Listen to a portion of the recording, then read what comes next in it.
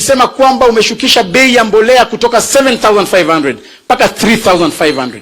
Nimeona vile vile kwa budget yako, Your Excellency, umeweka pesa ya mbolea na mbegu, na next harvest niko na uhakika tutapata chakula ya kutosha kwa sababu ya hiyo. Na mwisho, Your Excellency, ile kitu ambaye imenifurahisha kwa hiyo budget statement yako ni ya kwamba umeweza kucushion our local manufacturers and our local farmers. Ya kwanza, umefanya kwamba wale watu ambao wanaleta samaki kutoka nje umeongeza ushuru kwao, ndio wale wetu wa hapa wauze samaki yao. Mimi nashukuru kwa sababu industrialization yetu ya hapa Kakamega ni maneno ya miwa.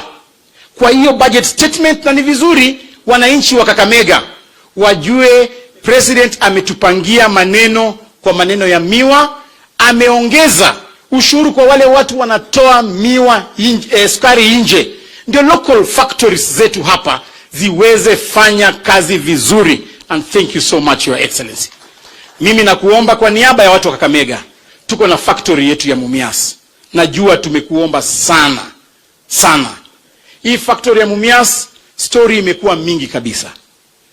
Sisi wanasiasa kila wakati ikitaka kuanza, watu wanaleta vitina ndani. Your Excellency, sasa hivi wakati ya campaign walikuja wakatupatia investor, wakamuinua mkono pale stadium, wakasema huyu atafufua miwa.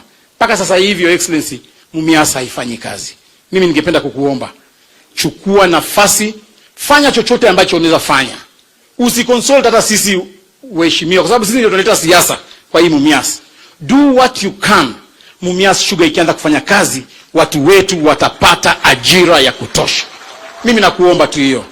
Tuundie barabara, lakini Mumias fanya chenye unataka.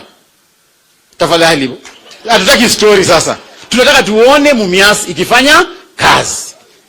Na mwisho, Your Excellency, hapa majeshi wako